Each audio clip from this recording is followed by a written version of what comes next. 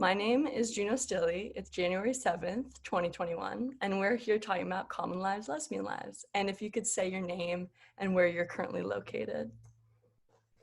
Sure. I'm Jo Futrell. I live in a rural area north of Madison called Rio, Wisconsin. Wonderful. Okay, Yes. so I'd love to get started and We live on a 5-acre place out in the country. So.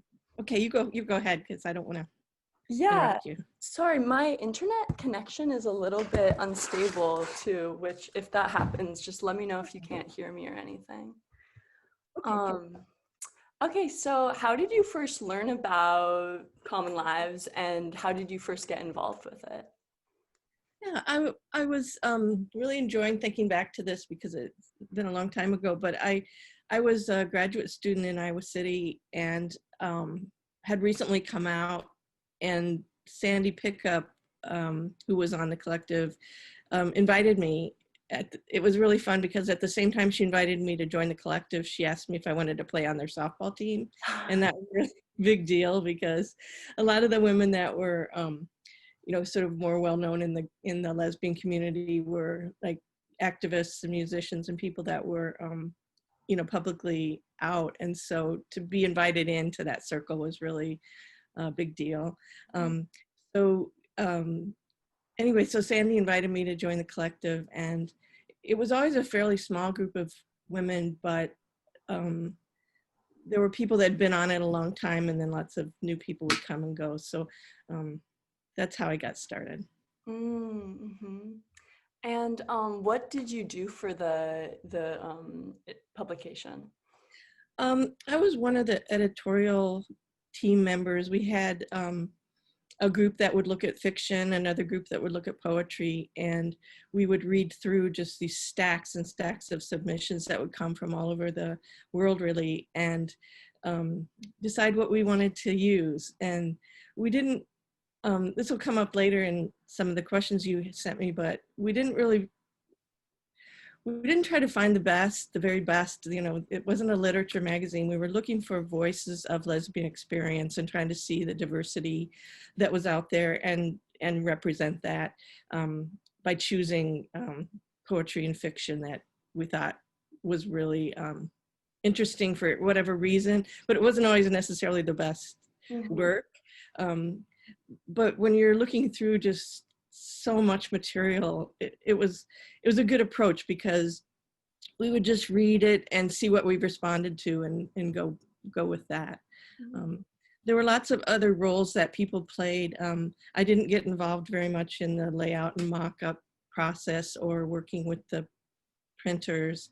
Although we did have there was an Iowa City Women's Press that started the magazine, and then that went to a couple of other presses that you probably already have learned about.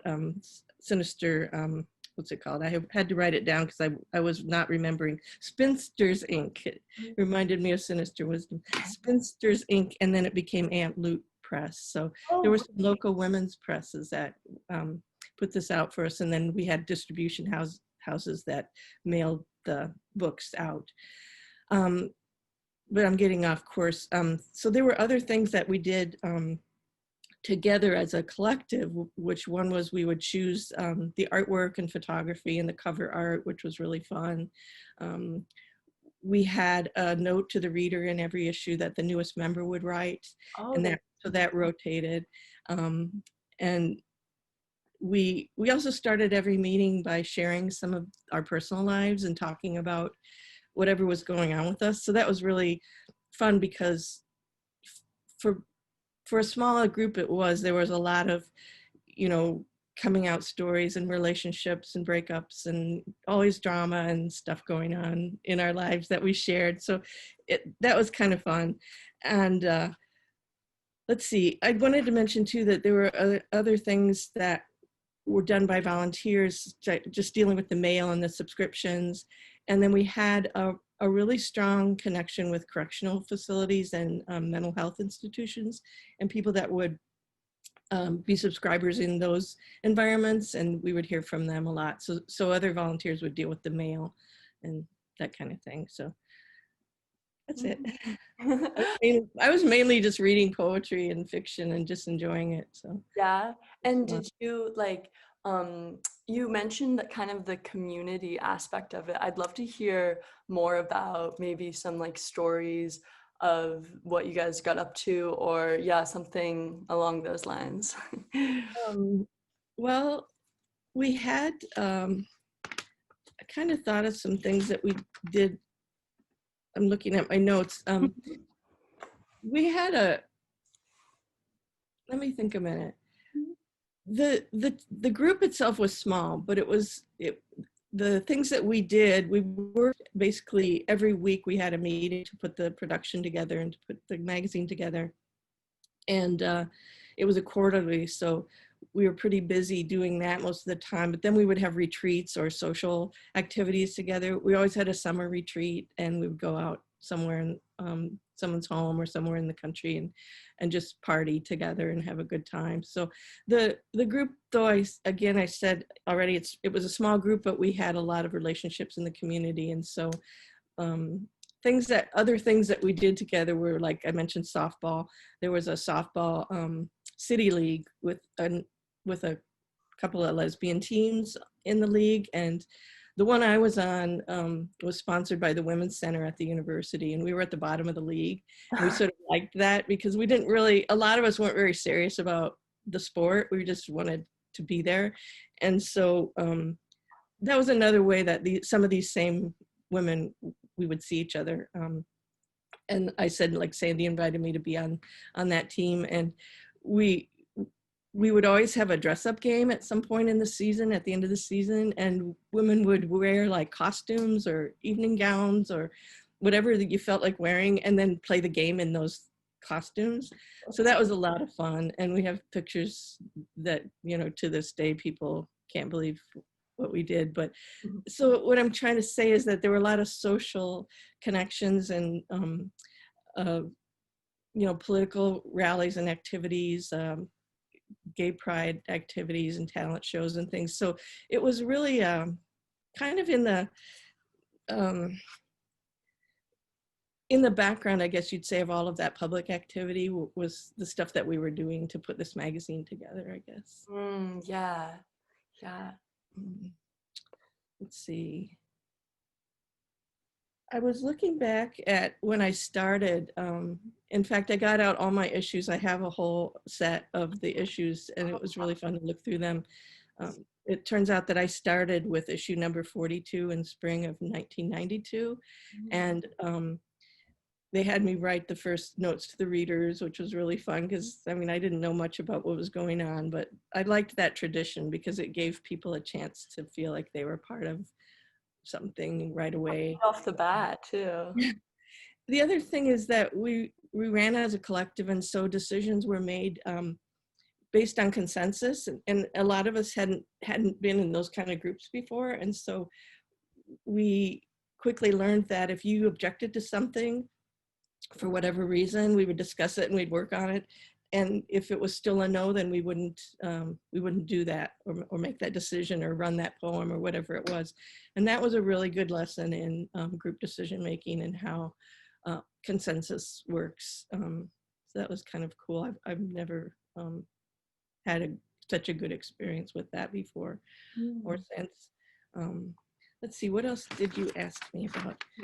Well, really quickly, before we move on, I was wondering what about why did it work so well, do you think, the group consensus thing? Was there what made that work?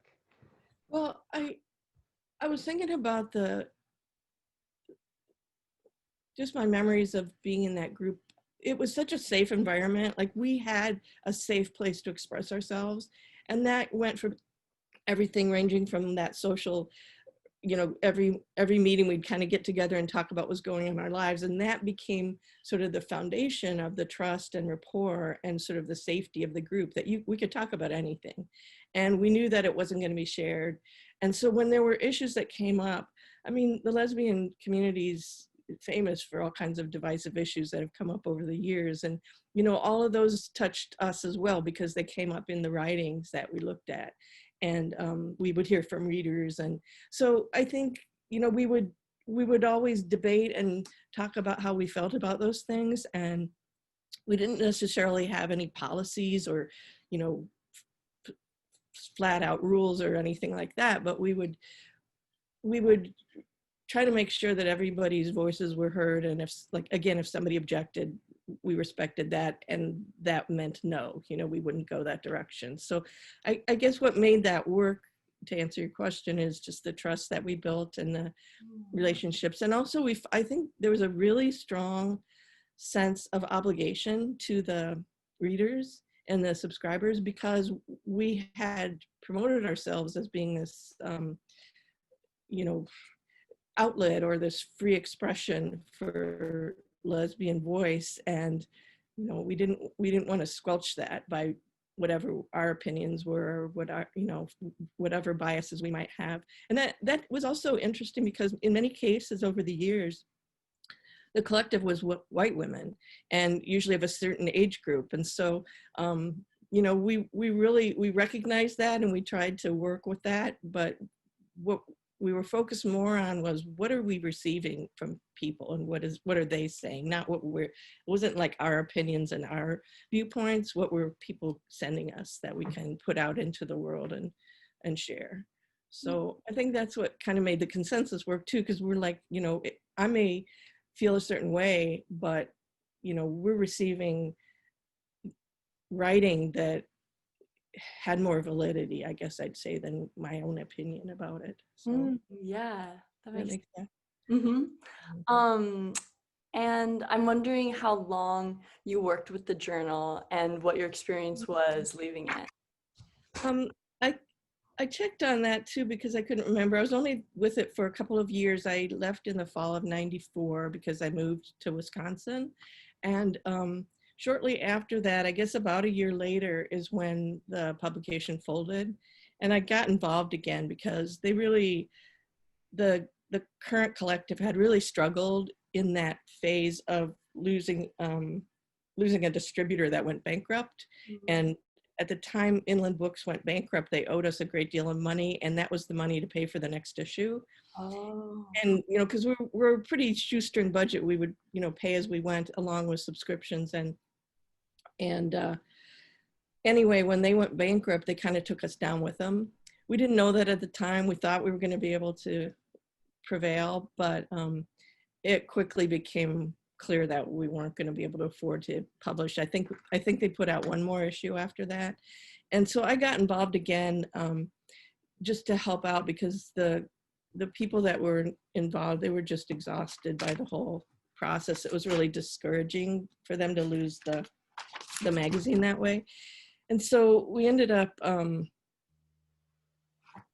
trying to think, we ended up trying to just honor the current subscriptions and things that people had asked for, and to return money that people had sent and that kind of thing. So there's tons of mail that we had to go through and kind of explain ourselves. And then we drafted a letter that went out to explain to people why we were having to quit publication. We filled all these back orders, and it was quite a process to undo 16 years of publication, you know, and to sort of do it in a way that honored all the work that had been done, and not just to disappear. Yeah. We also, I remember we made sure that a full set of the issues went to the lesbian archives in New York. So they have a set, and then there's a full set at the University of Iowa Library's Women's Archive. So they have a set. I have a set that's not complete because there's some really highly sought after issues that never got really widely seen, because one of them actually contained a bunch of photography that was controversial at the time. Which, do you remember which? It's really hard to find. Oh. I think it's, gosh, I can't remember. I think it might be 20 20 something. I'd have to look it up, I'm sorry. Oh no, But we did keep track of that one. It was before my time on the collective. But anyway, there is a copy of that at the archives that I just mentioned. One thing that was interesting about getting involved at the end of the publication that we hadn't really thought about this part of it, but we had an enormous amount of back issues on hand in our inventory, and they were stored in the basement of the Women's Center on campus because they were our sponsor. Well, when we folded the magazine, we realized we got to do something with all these magazines, and we had sent out as many back issues as we could deal with, but there were boxes and boxes of these things. And so I remember we got together one weekend and we hauled them all to Sandy Pickup's garage and stacked them in there for a while. And then at some point she wanted her garage back, and I ended up hauling them up here to Wisconsin. They were in my barn for about a year. It was just hilarious to me because it was like the magazine that wouldn't die. We didn't know what to do with them, and we couldn't. Most places wouldn't take them as recycling because they have glossy covers, and there's like a book, and they weren't easy to process for recycling. We had taken a bunch of them to the Iowa City dump, and then we realized this didn't feel right. And so anyway, over the years, I had tried to do, my partner and I just had this joke about what we're going to do with these magazines. And so I tried mulching our garden with them, but the glossy covers wouldn't decompose. We tried burning them, same thing, the glossy covers wouldn't burn very well. So ultimately over time, we got rid of some of them at the dump. But the reason I'm telling this story that makes it to me more interesting is that at the end of the whole ordeal, we still had these magazines. And so I went to the Michigan Women's Music Festival one year. This is probably close to the last festival that they had. And I took a bunch of those magazines with me, and I put them in big boxes with this, free issues sign on it. And they were just gone like that. People were really excited to see them. I was gonna say, I bet that was like, so yeah, like even the ones that were really old, it was like, oh wow, Common Lives. And so that turned out to be such a fitting ending, I thought, for all that inventory. And just the magazine that wouldn't, go away, it just refused to disappear. So I like to tell that story for that reason. I love that. Thank you for sharing that. That's really they're all gone. Yeah. And hopefully people are, treasuring them in their libraries at home. Yeah, thinking about all the women who probably have a copy from the festival. Yeah. So that was it. Yeah, go ahead. Who else worked with you on the journal? I know you mentioned some names, but yeah, the names that came to mind first were Sandy Pickup. Judy Moxley was really worked hard and helped me a lot. Susan Beckett, Lorna Campbell, Tess Catalano. And then a lot of the other people I worked with, I kind of just had their first names in mind, but I could get their last names if you needed them. They're in the issues I have here. But Lynette, Leslie, Kathy, Louise, Teresa, Mary, and Love Truitt. I remember her last name. So there were a lot of new people over the 2 years that I worked there. We shifted and changed, and it was fun. It was a lot of fun. That's really great. Oh yeah, go ahead.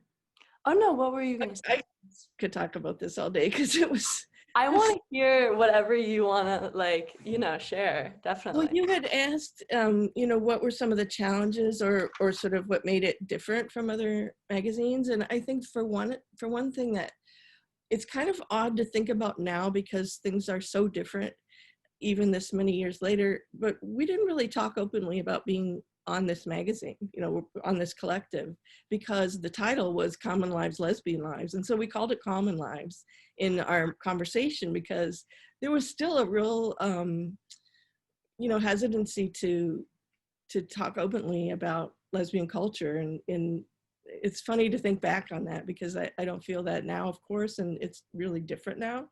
But, we had conversations about how do we put this on our resumes. I was in a track to be an editor, and I was like, I got to put this on my resume. I've done all this work. But so we would just call it Common Lives, quarterly, Common Lives Quarterly.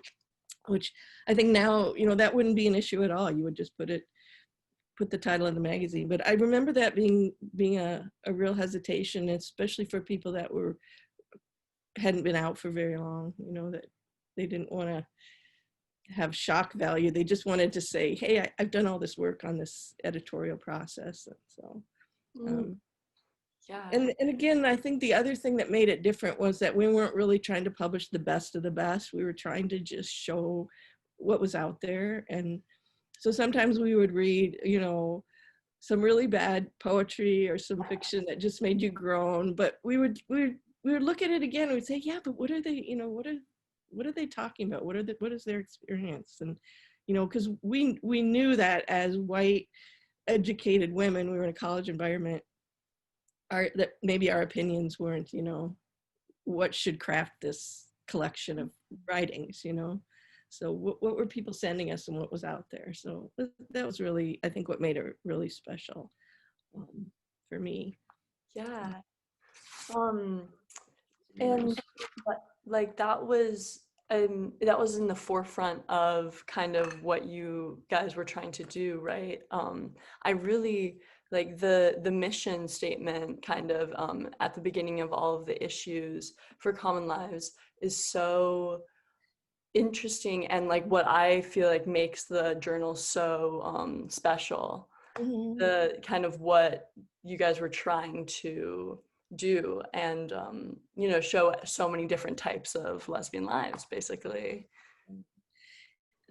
It's reminding me of another kind of challenging issue that came up, and that was when a local woman wanted to join the collective, and she identified as bisexual, and she was very open about that. And so when you're talking about the mission of the magazine, which was about lesbian experience, we got into an issue over that because we decided that we didn't want her to join the collective because she wasn't lesbian and was all about being a lesbian and identifying in that way. And so she threatened to file against us for discrimination. And so we got into kind of an interesting challenge at that point. And, identity politics was nothing new, but it was at a really different point than it is now. It was like a really different time for, how people were willing to label themselves and what people were comfortable with. So, she walks in, not physically, but, presents herself to us as bisexual. And we're saying, well, yeah, but. And so it got to be in the collective a real controversy, and we battled over that, and ultimately decided that we weren't anti-bisexual, we were just pro-lesbian, and we were like just really trying to promote lesbian voice and lesbian experience. Well, at any rate, what happened is she really wanted to make a big deal out of it, and she decided that she was going to try to get a boycott of us going, and which is kind of funny because it's not like everybody even knew about us, so it was like, not that like a boycott of, oh yeah, I've never heard of them, but it got to the level where she was communicating with other publications and other types of lesbian forums that we should be boycotted. And so we were going to go public with it because, if she filed against us, we had to step up and defend ourselves. And what happened because of that is I came out at work because I told my boss, you're probably going to be reading about me in the paper because of this issue, that we're being fired, that a discrimination suit is being filed against this organization that I'm in. And that was really a kind of an interesting byproduct, I guess you'd say, of that fight, because I came out at work and was like, whew, just things that now I think back on how odd that it would, that I don't know that people, well, I know people still face that today, but for myself, it wouldn't be like that today. So it just puts it in a historical frame that is really different for me. Yeah, and kind of the series of events and how like that publication was so intertwined in your life. Yeah. I actually gone. No, please, you go.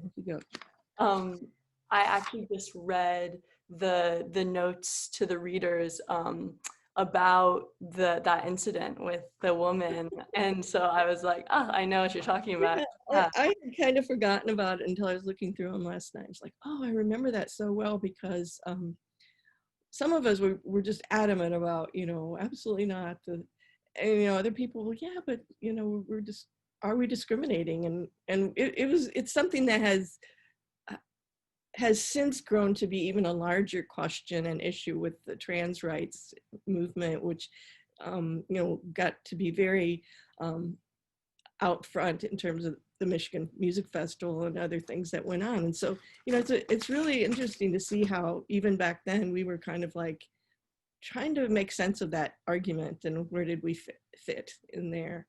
Yeah, and it's definitely still in different forms, as you were saying, like a conversation that is happening now. So Yeah. So I think we basically told her, you can go start another journal. It could be the Bisexual Lives journal, but sorry, this is ours.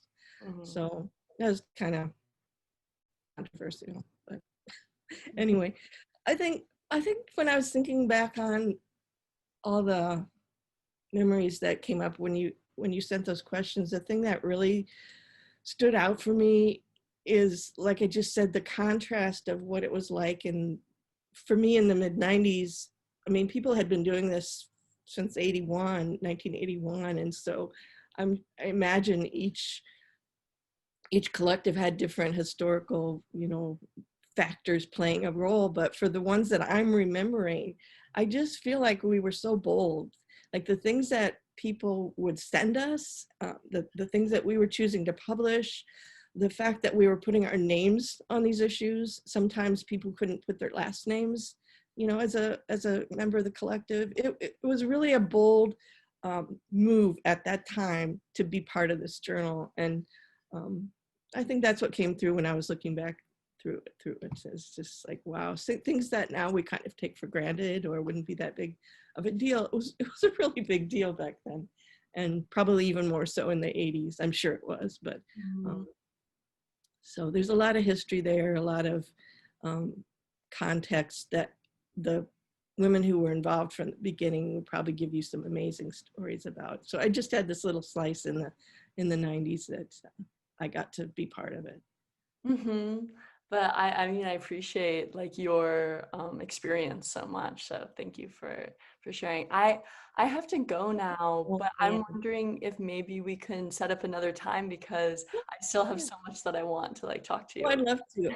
I'm especially now that I'm kind of remembering everything, I'd love to talk about it some more. And I'd like to find out more about you too, what your internship is and with Sinister Wisdom and talk about that a little bit. So yeah, reach out if you want to email me or call me. Okay.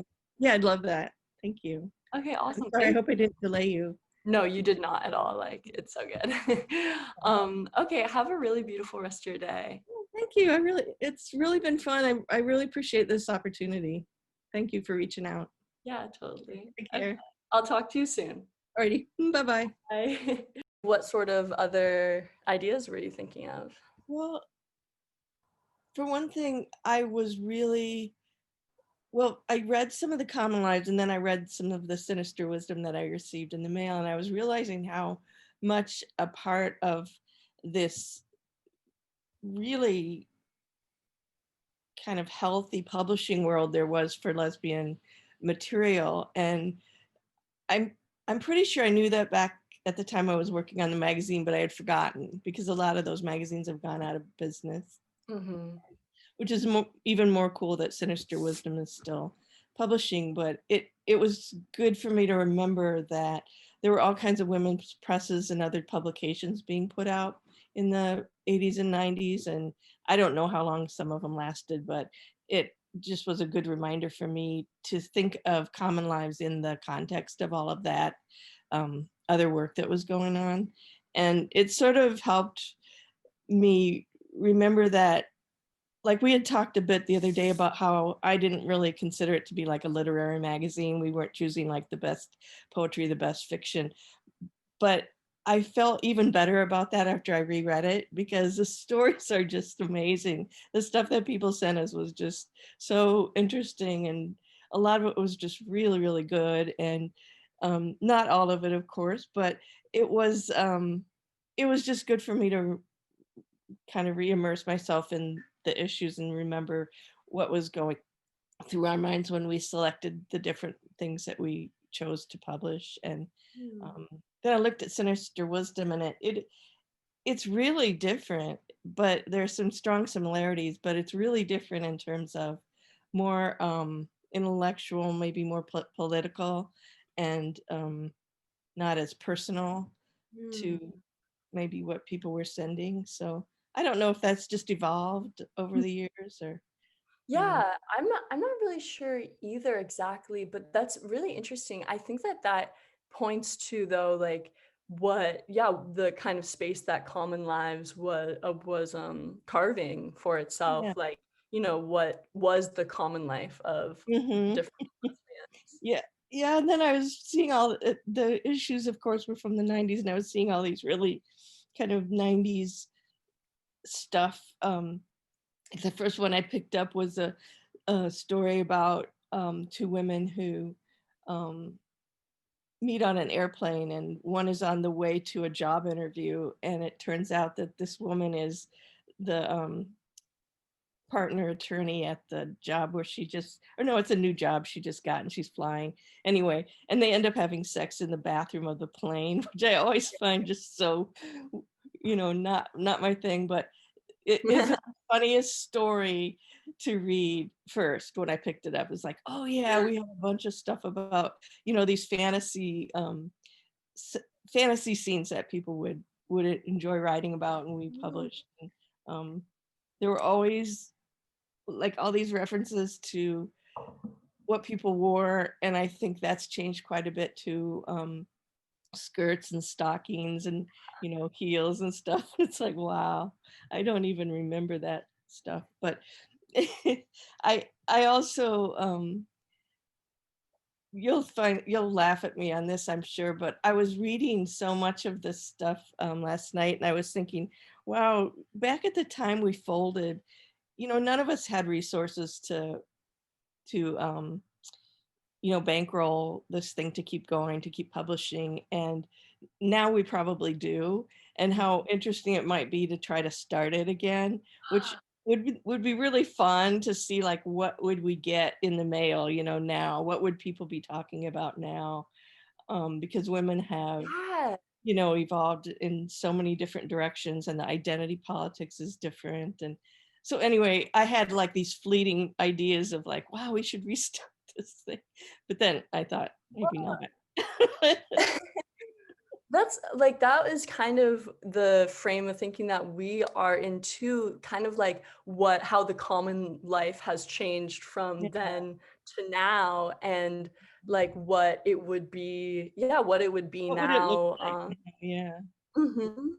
And so like definitely, I mean, we're not exactly sure what we want to do with the Common Lives Sinister Wisdom like Yeah. publication, but I really love that idea of like what the common life is now, and maybe like getting, some of the band back together to That would be on it and stuff. hilarious. Oh, So one I other, mean, if oh, sorry. Go ahead. I was just gonna ask if you were interested in, taking part with the Sinister Wisdom Common Life, like further maybe, writing something or being part of the team that we're trying to put Oh, together. I'd love Like, to. That would be really fun. Yeah. okay, awesome. I'll definitely like keep you in the loop Yeah. then Keep me in about all mind. that. I was going to ask you if you've I forgot to ask you who else you've talked with, because there's certainly people that know a lot more than I do about the history of the publications. Mhm. So, um, you Well, know, I've talked to Marcy Baderstich, mhm. Carla Randall, and Yeah. later today I'm talking to Tracy Moore. Okay, cool, cool. They were earlier than me, so they'll know a lot more than I'm able to share. Oh, cool. But it's really cool to hear everyone's different, because everyone was in a different time, so there's different Yeah, community things and things with the yeah, it magazines. was really different. I mean, not that different, but different enough to be interesting. One of the other things I was thinking about after we talked was I I really hope I didn't come across when we were talking about that bisexual issue.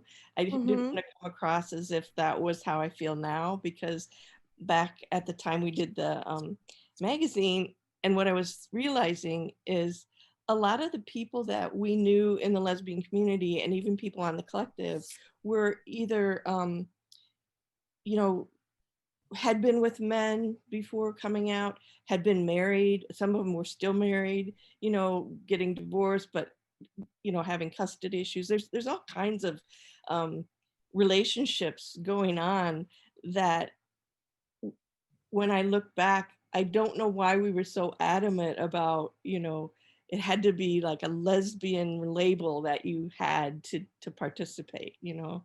And I don't think that would really be the case anymore. Hopefully not. But when I read back what we had written, we were like really we were so almost self-righteous about it, you know, and here none of us were like I don't know where we got that standard, you know, like, or that idea that we could tell somebody else no, you know, that they how they labeled themselves or define their identity. And I just felt like, I don't know, when I thought about it, I kind of regretted that that's how we behaved. But at the same time, you know, there's been this change over time in how people identify, and um, truly in the 90s, there early mid 90s, there really weren't a lot of family models for lesbian relationships. Most of the people I knew who had children is because they had been married and had divorced. There weren't a lot of intentional lesbian families having kids, or you know, things that now we see all the time. So I don't know, just it's Yeah. definitely in a historical context for me now that things were so different, and I'm glad that they've changed and that we're not so concerned about, well, I know there's factions that are, you know, concerned about that, but for myself and people I know, it's a lot more fluid and open now than it Yeah. used to be. It definitely, I think that like issue really is in such like that specific time frame. Mhm. Really, it like makes sense. It's interesting, yeah, Yeah. and how that's changed. I'm also you know, happy that it's more fluid, definitely. But I guess I also, when I was reading that, I understood where, you know, the group was coming from, I guess, just Mhm. because of the time and like what the different identities mean. But it is interesting about what you're saying, like kind of how everyone, you know, had a different relationship with their own sexuality, which is so true. Like, so it's, yeah, it's interesting to think. What were you part of, like, do you remember those meetings where you talked about that? Yeah, I do. I remember those because there was um like, even for myself, there was a lot of drama. Like, I was in a lesbian relationship when I joined, and then I got cheated on, broke up. We'd moved in together, you know, kicked her out. You know, it was like always something happening like that. Yeah. And then everybody's situation was different. I remember, you know, a friend who had, I mentioned a minute ago, who was married and um, had decided to leave the marriage. And so there was that kind of stuff going on. Um, so we always talked first, you know, before we worked, and shared what we were going through. And oh my God, there was always a drama. It was just really crazy. It's not that big a town. So Iowa City isn't. And so, you know, you knew all the players and you knew the stuff that was going on. The Um, interconnections, yeah. yeah. Yeah. So I know there was a notebook that notes were taken during those check-in sessions, and it was kept pretty private because, of course, nobody wanted anybody else to see it. And I believe that I actually ended up in the archives, the women's archives at the University of Iowa Library, but it's under some kind of a protective clause, like not to be opened until, such and such a Oh date. my gosh. Wow, there's probably such drama in there. Because the people that were involved, we were sharing all these intimate details. And so anyway, not to be a tease on that, but I remember, because I didn't know what to do with it, and we had to talk about, like, what are we going to do with this book? All the Because secret. it's really got some good stuff. It's really, like, when we're 80, we're gone, who cares, but I didn't want to make that decision for anybody else, but, Yeah. And so like as a collective, you guys decided to yeah, we're gonna keep this private for now. Wow, yeah. No, it's like when we were, like 30, 40 years ago for some of us.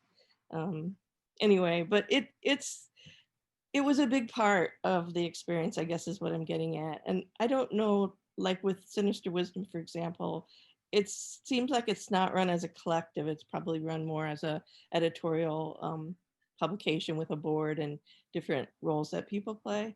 And, Yeah. I think that's probably why it's lasted so long.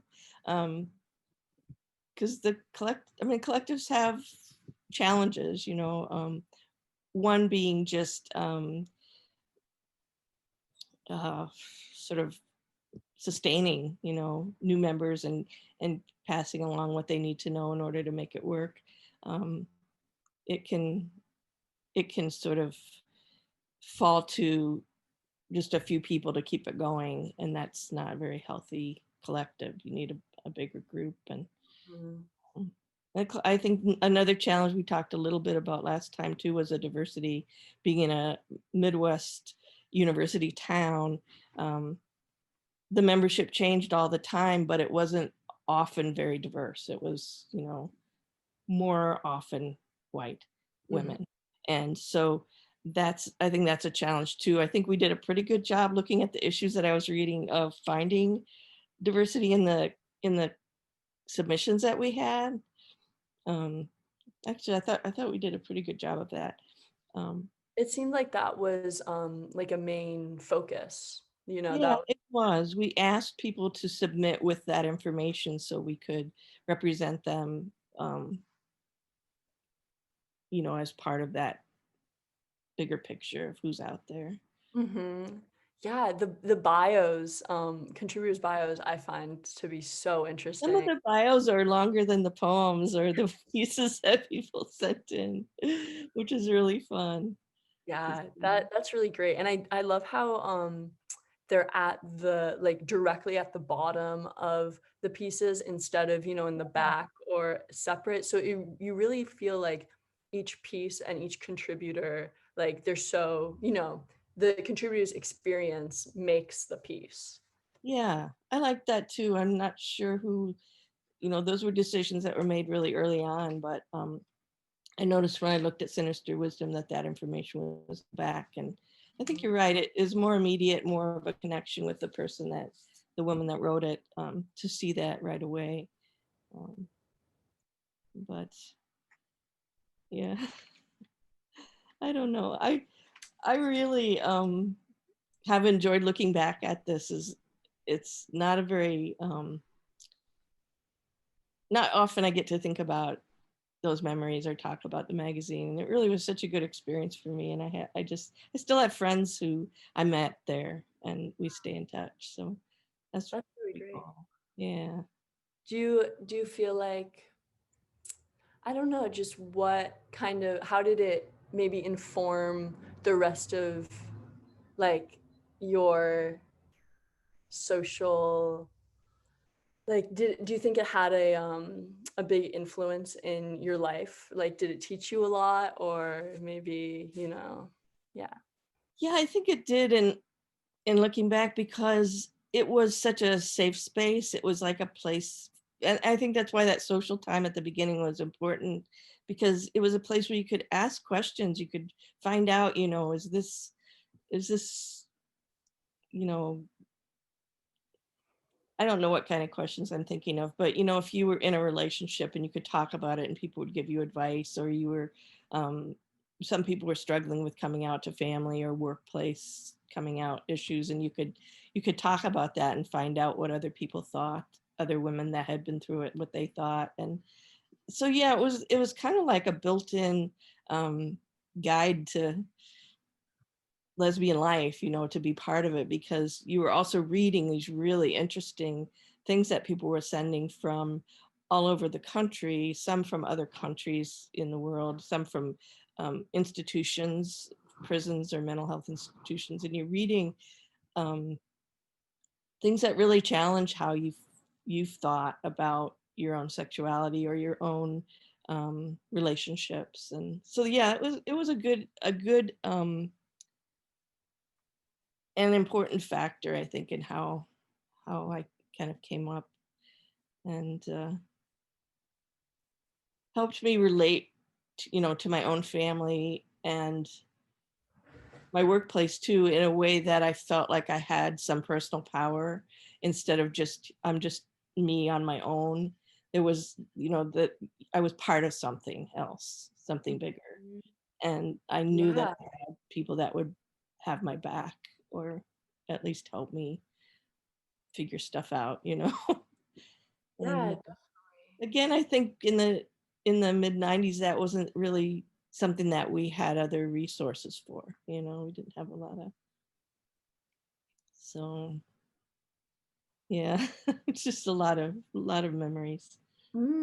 Yeah, well, I think it seems like a lot of people, a lot of women who were submitting, felt very alone, and Yeah, this yeah, connected them to the larger community.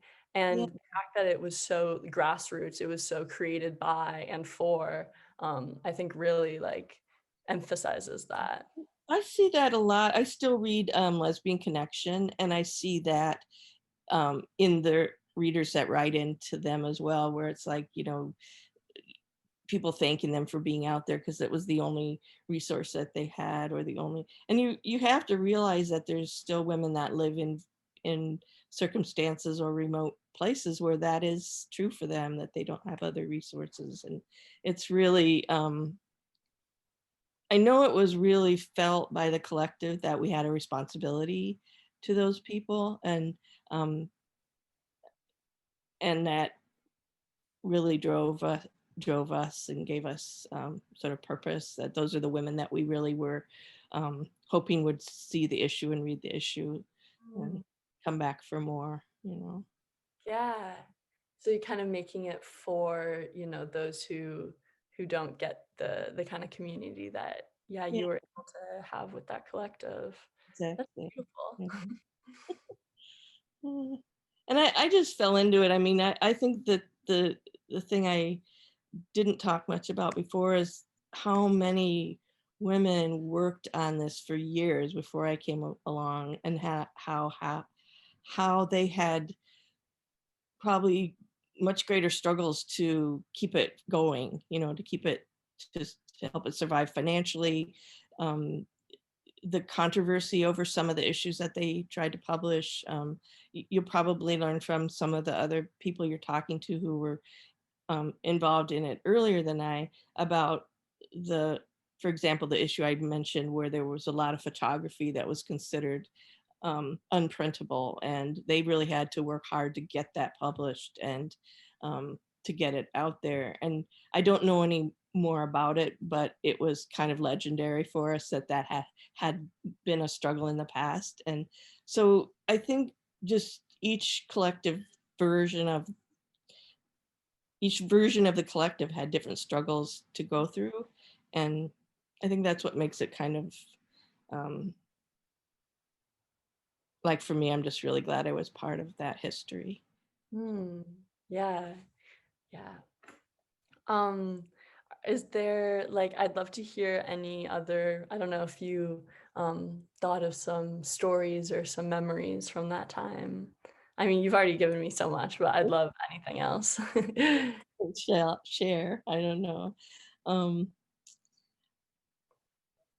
I guess Not really specifically, but just the time that we spent together was mostly we were just working.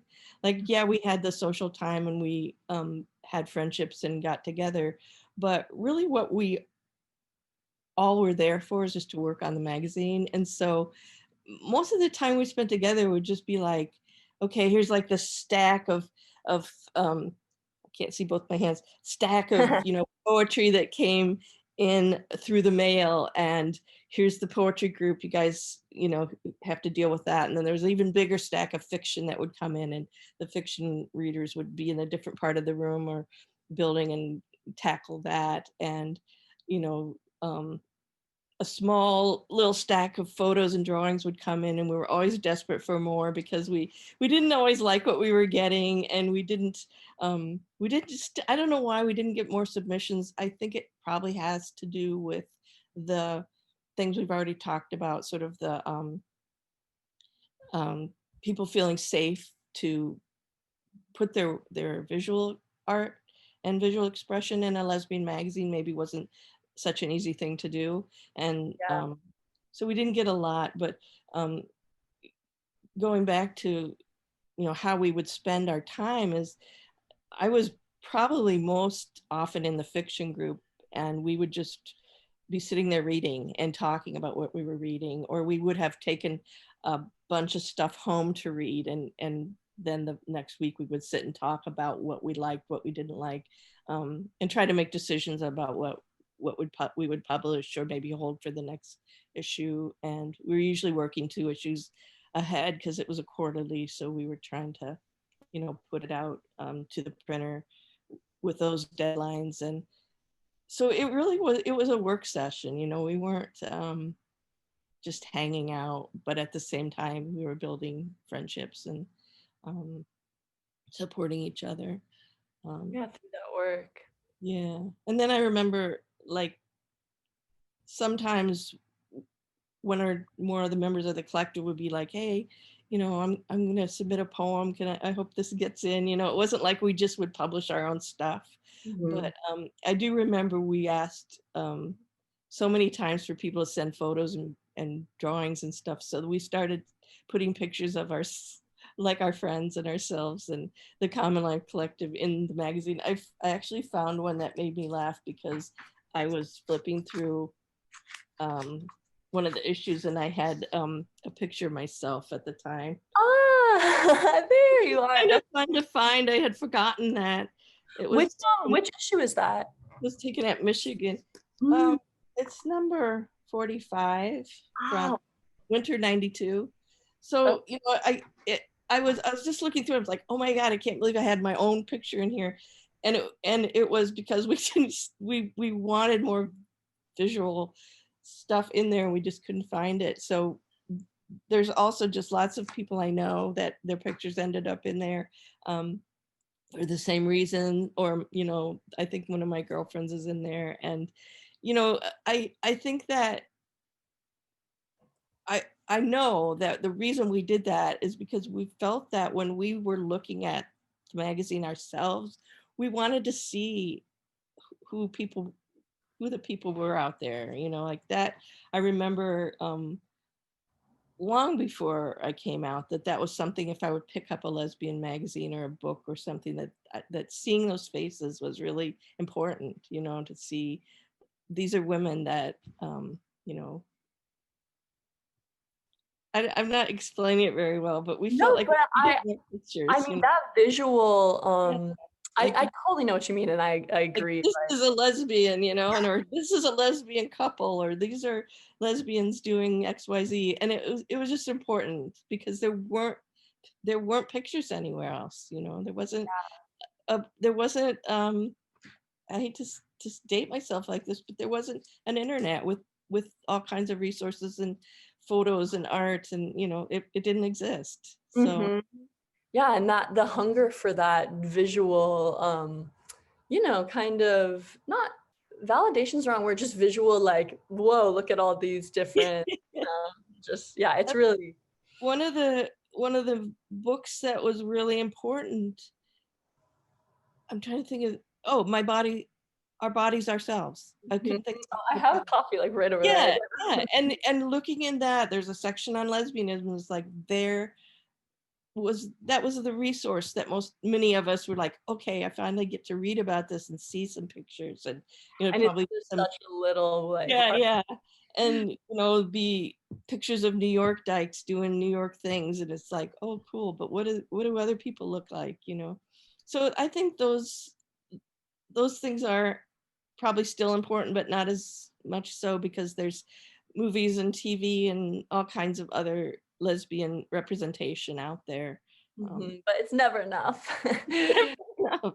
Yeah, and it's never diverse enough, and it's never quite what you're looking for. But anyway, I know we all felt strongly about that back at the time, and there were some really nice photo essays published of women who lived in Iowa City, and there's one in particular that showed people doing different parts of their jobs, and um, so I think that was kind of an important piece of what we were trying to do too. So. Yeah, I noticed as as I'm databasing them, like that there are more and more photos of the collective as I go, and I really like it's so fun. It's We totally didn't have any pictures. We're like, we have to put some pictures in. So we had some pictures from like our retreat that we'd done together or whatever. So yeah, I think in early on, I know there was a really nice cover that was a picture of the collective, and I remember Tess was in that, and those, I think those are important for people. They were important for people to see, and so good. I don't know. Yeah, and there's just in one I recently looked at, I think it must be like 49, issue 49. The only notes to readers is like a little doodle of a person that's like, please send us photos and drawings. I drew that. I drew Really? that. Yeah. It's like, please send us pictures. Yeah. We were so disappointed when we couldn't add that, when it was just text. We just thought that was not very interesting. So I let's love that. look at that one too. I was trying to just flip through some of the ones that I remembered working on, and the covers. We would always get together and do, as a collective, do a decision about the cover, and that was always kind of not always agreeing, figuring out what we wanted to put on the cover. So how does the Sinister Wisdom group make those kind of decisions? Do you have certain readers and graphics people that do this? Yeah, it's actually, I don't know, like, because I haven't been here that long, I don't know Yeah. exactly the workings of everything, but there's definitely a lot of different people. I think for every issue, there's like different editors, and um, yeah, it seems to like, I think that Sinister Wisdom tries to include as many people and like as many different people as possible per issue. But yeah, Yeah. I'm not sure. I think that there's like one a graphic designer, and depending on the like that issue, I was at the Zoom like opening for the Lesbian History Archive issue, and that front cover is like the jacket of this woman who was really like integral to the community. Yeah, and I just That's love amazing. that, right? That's amazing. I'd love to see what issues of Common Lives, Lesbian Lives you have. Could you like show me? Oh, I have almost all of them. Oh wow. Lots of them. I was looking at some of the ones that I remembered, Wow. and I have but I have a whole box of the old ones. Wow, that's awesome. Oh yeah, Warrior. Oh yeah. I've got the early ones too, and they're really fun to look at, from 81, the first 10 years. If you want, I can go grab them. I don't I know. would love that. Yeah. Hang on just a second. I don't know what I'm gonna leave you looking at, but here's my My dog. Oh my gosh. He's Hello. on the couch. Hmm. Oh, that was lovely to look out the window with your little creatures.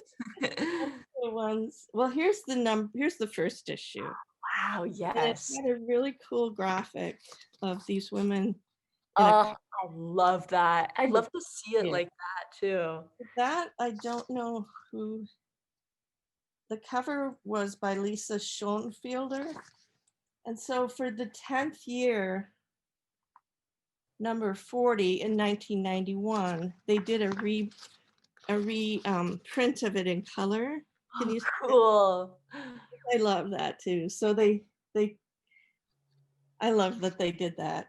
Yeah, that's really great. Oh, I have a question. Do you know like why they you guys did like crossed out feminist and so it was just a lesbian Oh, quarter? yeah, that was before my time.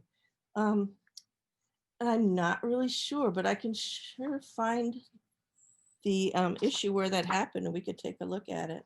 I noticed it was like issue 40. They began it with the Oh, that when it started? but in the notes to readers they don't really say anything. Yeah. So I'm just maybe there was just a decision. Hmm. Yeah, I could probably dig for that. It might be in the previous issue, maybe in 39, Hmm. which I have a copy of. But yeah, I'm not sure what that was about. It was before I came along, and it was about a year before I started. Um, so I'm not sure. There is a let's see, I'm looking here. There is a piece that Tracy Moore did, and if you've talked with her or not yet, it's called A Decade of Common Dyke Publishing. And it talks about, this would be a really good thing for you to look at in issue 40. It kind of talks about step by step through the process of the magazine. And so I'm thinking it's probably going to be explained in here. Okay. Um, I'll definitely like yeah, I only looked at that for a moment, but I'll go back to that. let's see. I'm sure she addresses that in here. Oh, and there's a correction for my memory. I know it had to been the Iowa City Women's Press, and then the one I couldn't remember was Annie Graham Publishing Services, which was Judith Pendleton's business, a small business in Iowa City that did the publishing right up to the end. So those were the two presses that I misspoke the other day when I mentioned a couple of the others. But anyway, so Tracy's piece in here will probably give you more information. And I'm sure she addresses that in here somewhere. Yeah, that doesn't seem like, it seems like Yeah, something. because I don't know why they did that. But It's I love to see the physical copies. It's so beautiful. Just yeah. I don't know. I could hold them all up, or I could send you pictures, or I don't know. You probably would have. There's one. This is kind of a fun one. Oh, I love that. That is so great. Got really good artwork. Um, but yeah, I've got them all sitting right here. If you want me to show them to you, or whatever. Yeah, I mean, we don't have to do all of them, but maybe just a couple A more. lot of more. Yeah. Let's see here. Get it closer to me so I can reach it. Yeah, I had these tucked away. Here's issue number 2. Wow. Oh, that's beautiful. I love the front back. Yeah, they did that a lot in the early days. Let's see if I can find some. Here's another front back one for issue number 5. Oh, wow. um, let's see. I don't know. Oh, here's one I've always liked. Number 9. The picture didn't reproduce very well, but it's a really cool old photo of women. Whoa, just broke the back. Can you see that? Yeah, I can. That's really beautiful. Isn't that amazing? And that one, I believe, oh my gosh, it says Nana and her girlfriends, a family photograph of Maureen McGuire. So that's someone's grandmother maybe, or someone named Nana. So that's a family picture. So That's great. that's pretty See, cool. I love that personal, touch to it. Yeah. I guess number 12 was a special lesbian photo issue. Beautiful. Something that would be fun to look at. There's quite a lot of photography in Oh, this. wow. That's issue 12? Yeah, issue 12. I'll go There's look back at a that. lot of photos in there. Let's see. Here's number 14. It's kind of fun. Oh, wow. That's really great. Number 15, 16, which has a spot on it, but that's Jerry Steele. She was a rugby player in Iowa City. She lives out in Oakland now. Oh, wow. Really cool. Was she part of the collective? No, but she was just took a great photo. Yeah, that is a really great photo. Let's see. I'm trying to find some fun ones for you. There's a bunch of, I don't know. There's some that's better than others, I suppose. There were a lot of, couples, pictures of couples that were kind of fun to receive. There's another one. I love that. We had a lot of artwork that people submitted. One of the artists was very prolific, Sudi Rakusan. Yes, definitely seen that name a lot. Yeah, I love that piece. That work, she was featured quite a bit on the cover. It's kind of a nice piece there. Is this what you want me to keep doing this? I mean, it's really fun for me. I love, because I keep them all digitally, but to see like the physical copy is really beautiful. Yeah, it's fun. There's some. Oh, that's great. Well, thank you so much. Yeah, that's is that enough? Yeah, sure. I really love all the different colors and things. It's fun. Drawings, nice drawings. Okay, I'll see if there's anything else like you can't live without. Yeah. There's a nice old photo. Oh, that's great. With the hot pink background, that's really fun. And then on the back. Wow, yeah, it really is powerful to see the photos like of the women. It's really great. Oh yeah, I love that. Yeah, so that's a good selection of what we did, or what they and we did. I certainly wasn't involved in more than a couple of those.